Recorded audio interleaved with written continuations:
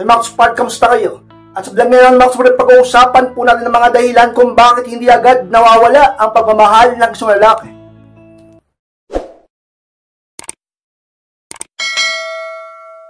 At kung handa na kayong lahat, masarap po tayo at muli, be inspired!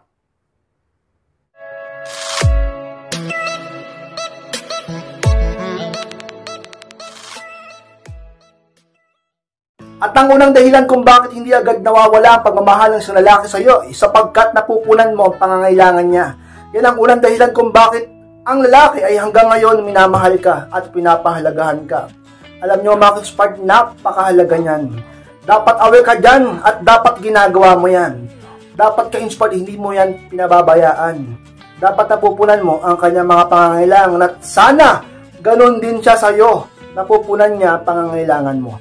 Sa isang relasyon, medyo may mga pagkakaiba sa mga pangangailangan ng isang lalaki at ng isang babae. Dapat ikaw, kilala mo ang partner mo. Abisado mo dapat siya.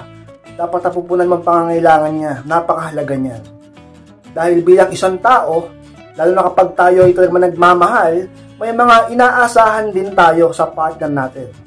Kaya nga diba, sa mga pinakadahilan ng mga nakikipaghiwalay dahil di na napupunan yung kanyang pangangailangan. Or hinahanap niya na ito sa iba. Or nakita niya ito sa iba.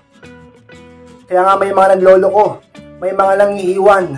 May mga nanggo-ghost. May mga nakikipaghiwalay kahit gaano na kayo katagal. Kaya ka-inspired. Matuto ka. Dapat alamin mo ang pangangailangan ng partner mo. At dapat napupunan mo yan. At muli, dapat sana siya napupunan niya din ang pangangailangan mo. Ka-inspired. Ano ba yung mga halimbawa na mga pangangailangan ng isang lalaki? Siyempre may mga pagkakaiba naman kami.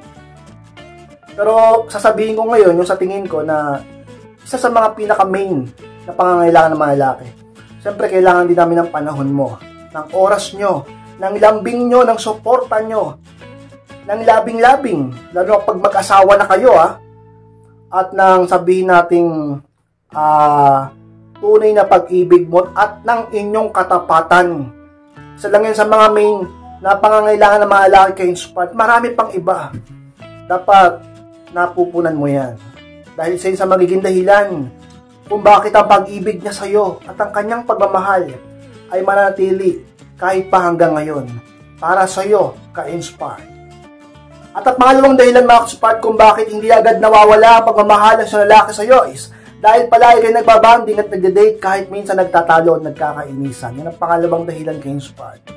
Alam nyo mga Spart, mas lalo kayong masisira at mas lalo kayong maghihiwalay kapag ka palagi na kayong nagtatalo, wala na kayong ginawa kundi magtalo, magkainisan, tapos wala pa kayong date, wala pa kayong bonding. Dapat dapat balanse yan. Okay? Dapat balanse yan. Nandyan yung nagtatalo kayo paminsan-minsan, nag-aaway kayo. Pero dapat ginagawa nyo ng paraan para magka-banding pa rin kayo. O mag-date. Diba? O maglambingan. Dapat balanse. Hindi naman kasi nawawala talaga ang pag-aaway sa isang relasyon. Walang perpektong relasyon. Sapagkat tayo mismo, mga tao, hindi tayo perpekto. Lahat tayo nagkakamali. May mga bagay na hindi kayo magkapareho. Pero dapat nga balanse. Ang problema yung iba, hindi balanse. Isa yun sa pinaka nakikita kong dahilan kung bakit kayo ay natatapos, o naghihiwalay, o naglolokohan, at talaga namang nagsasakitan na lang. Dahil hindi balanse. Hindi balanse. Wala nang date, wala nang bonding, hindi na kayo nagkakasayahan, palagi na lang away, palagi na lang pagtatalo. May ka-inspired, paano yan? LDR kami. Long distance relationship. O bakit? Pag gusto, may paraan. Makakapag-banding pa rin naman kayo kahit LDR kayo. Huwag kayong puro pakikipag-away sa partner nyo. Huwag nyo siyang palaging awayin. Huwag kayong palaging magtalo. Kung hindi nyo maiwasan, dapat matuto kayong magpatawad at humanap ng paraan para kayo ay magka-date o magka-banding para balanse pa rin at nandyan pa rin ang pagmamahal ka-inspired. At ang pangatlong dahilan mga ka-Spart kung bakit hindi agad nawawala ang pagmamahal ng lalaki is dahil hindi ka palaaway sa kanya ng pangatlo ka-inspired. Kaya nga palagi kong sinasabi sa inyo sa maraming vlog ko na huwag kang maging palaaway sa partner mo, sa boyfriend mo o sa asawa mo. Huwag mo siyang laging awayin. Aminin nyo, karamihan sa inyo, sa ibang mga babae, ay napaka-toxic. Madalas toyoin, madalas topakin, nangaaway. Yung iba, wala namang matibay na dahilan, nangaaway.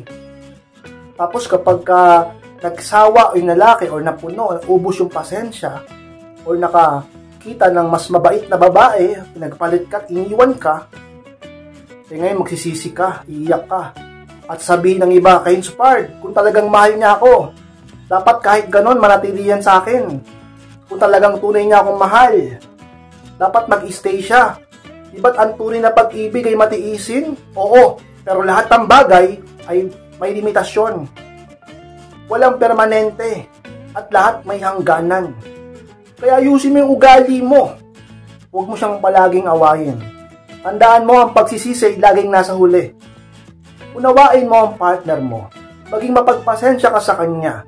Pag-usapan ang problema. Maging mabait at mahinhin.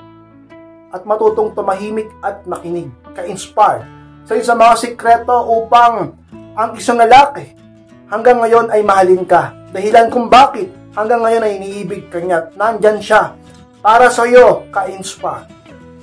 At ang pangapat na dahilan, mga ka-inspire, kung bakit hindi agad nawawala ang pagmamahal ng lalaki dahil nire-respeto mo siya palagi ng pang-apat, ka-inspire. Alam nyo, ang isa pinaka talaga namang kailangan at gustong-gusto at hinahanap-hanap ng mga kalalakihan sa isang babae, sa isang relasyon ay ang respeto. Ang yan nga ang pinakakailangan, pinakagusto namin pinakakailangan ang respeto. Sa babae, pagmamahal. Ang pinakakailangan nyo, pagmamahal. Sa lalaki, respeto. Huwag nyo na kaming masyadong mahalin. Huwag nyo na kaming masyadong ibigin. Respetuhin nyo na lang kami. Sabi ng iba, ka-inspired. Paano naman pag ang lalaki hindi ka respeto? Tulad ng boyfriend ko. Sabi ng iba, tulad ng asawa ko. Pagka ganyan, mauunawaan kita. Kapag deserve niya yan. Diba? Sabi nga nila, kung anong tinanim, siya rin aanihin. Ganyan siya hindi siya ka-respeto. Pero pag ang lalaki naman ay ka-respeto, wala namang ginagawang masama sa'yo. Okay naman siya. Matutuwa ng respeto. Kasi yung iba sa inyo, bastos Yung iba sa inyo, walang galang, walang respeto sa partner. Pag iniwan, malulungkot, iiyak. Pagpapacoaching, manonood ng mga ganitong vlog, nasa hulang pagsisi, sabihin nyo, di ka na uulit, magbabago ka na. Paano pag di ka nabalikan? Dahil nagsawa na sa'yo, dahil napuno na sa'yo. Kaya hanggang kung ngayon ay okay pa kayo, pinagtitiisan ka pa niya, umayos ka. Matutong respeto. Hindi lang sa kanya, kundi sa lahat ng tao at sa sarili mo. Ka-inspired sa isang mga sikreto at magiging dahilan ng lalaking mahal mo para patuloy kanyang mahalin. Hanggang ngayon, ka-inspired. At naman dahilan, mga ka-inspired, kung bakit hindi agad nawawala ang pagmamahal ng sa lalaki dahil hindi ka sobrang higpit sa kanya ng panlima, ka-inspired. Alam nyo, tandaan mo yan dahil sa mga nagiging dahilan kung bakit nawawala ang pag-ibig at pagmamahal ng lalaki sa iyo. Sobrang higpit mo. Parang wala kang tiwala sa kanya. At sobrang toxic mo. Sobrang higpit mo. Huwag kang ganyan. Dapat sapat lang. Huwag ka rin masyadong maluwag. Dapat sakto lang. Laging sa gitna lang. Dapat laging balanse lang. Kasi pag sobrang higpit mo, ka-inspired, imbis na ang lalaki hanapin ka, mamiss ka, at mas lalo kang panabikan, ay hindi mangyayari yon. Sa halip, kakawala yan sa'yo. Baka takasan ka pa. Imbis na hanap-hanapin ka, ay tagu-taguan ka pa. Imbis na mas lalo kang mahalin, ay maglaho ang pagmamahal niya sa'yo. Dahil sa ganyang klaseng pag-uugali mo. Huwag kang masyadong mahigpit. Pagpapakita yan na wala kang tiwala sa kanya, at pagpapakita din niya na wala kang tiwala sa sarili mo. Na wala kang kumpiyansa. Na akala mo lagi ipagpapalit ka. Na akala mo lagi talaga namang meron siyang iba. Wala kang magtiwala sa sarili mo. Mabababa ang tingin mo sa sarili mo. Akala mo laging may lamang sa'yo. Sabi natin oo, pero wala ka ba tiwala sa kanya? Matuto ka magtiwala sa sarili mo. At magtiwala ka sa partner mong lalaki. At magtiwala ka sa Panginoong Diyos. At huwag kang masyadong mahigpit.